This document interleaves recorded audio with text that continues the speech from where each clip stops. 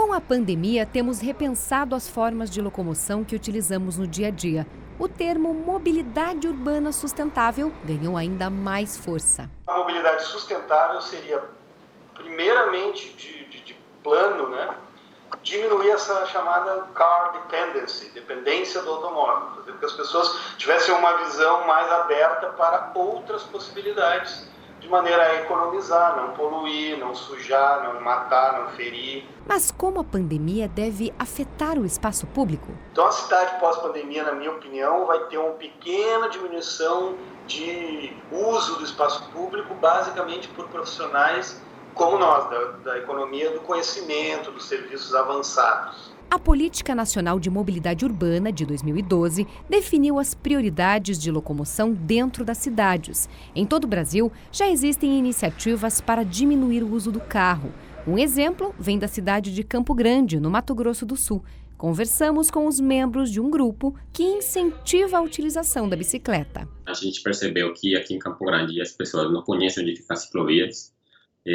Não tem uma cultura da bicicleta assim muito além do que o esporte, então a gente faz eventos, organiza eventos para promover isso nas pessoas. Os resultados maiores são as pesquisas que a gente tem desenvolvido para que a gente tenha argumento e documento para que a gente mostre que o cidadão, né, necessita dessas ciclovias, porque eles querem, mas também não tem como...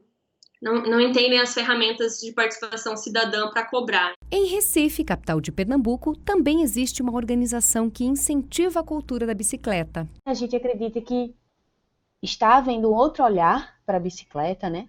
Nesse momento, como um olhar de potencialidade, de possibilidades que a bicicleta traz, mas que está faltando um pouco esse olhar aqui no Brasil. Como percebemos, são muitos os desafios para diminuir a dependência do carro. Mas, na prática, o que as cidades podem fazer? Eu tenho que poder ir de um ponto A ao ponto B, com calçada, com travessia, com mínimas condições, né? Segundo, oferta de micromobilidades, como se chama, etc. E transporte público de qualidade, que esse é a chave da questão. Além das obras físicas e modos alternativos, etc., sinalizar, liderar, mostrar claramente um caminho a favor da mobilidade sustentável e, eventualmente, doa quem doer.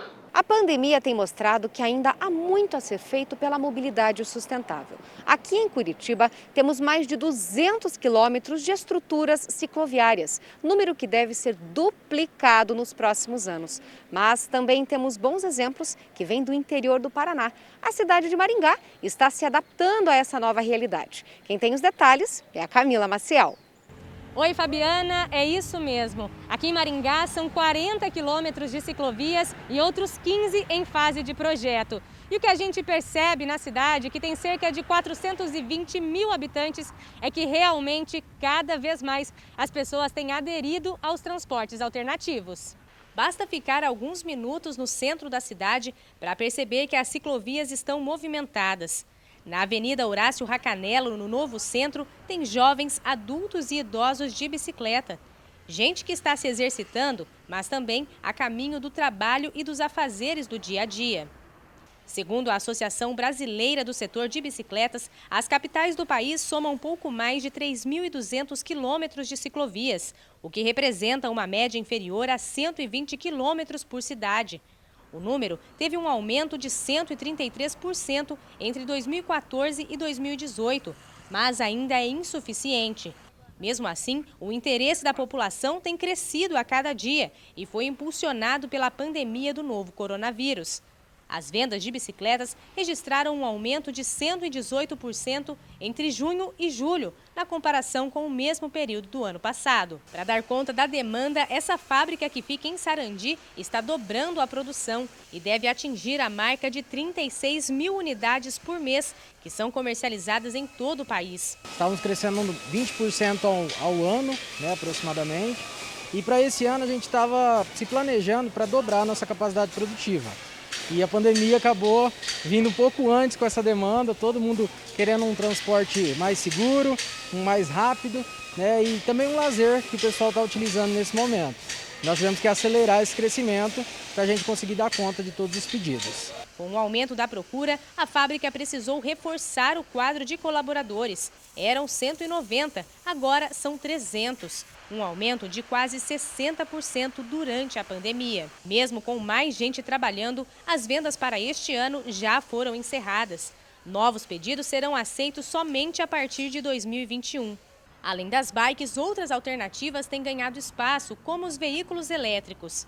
Há 1 ano e meio, o Tiago abriu uma loja em Maringá que vende patinetes e mini scooters e durante a pandemia tem observado aumento na procura. Afinal, além de sustentáveis e econômicos, os veículos elétricos são uma alternativa para fugir de aglomerações. A gente reparou que teve um aumento aí mais ou menos de 20% a procura em veículos elétricos pós-pandemia, né? Tem bastante público, assim, desde os mais jovens até quem já tem um pouco mais de idade, mas a maioria é para usar no dia a dia mesmo, para deixar o carro em casa, evitar gasto.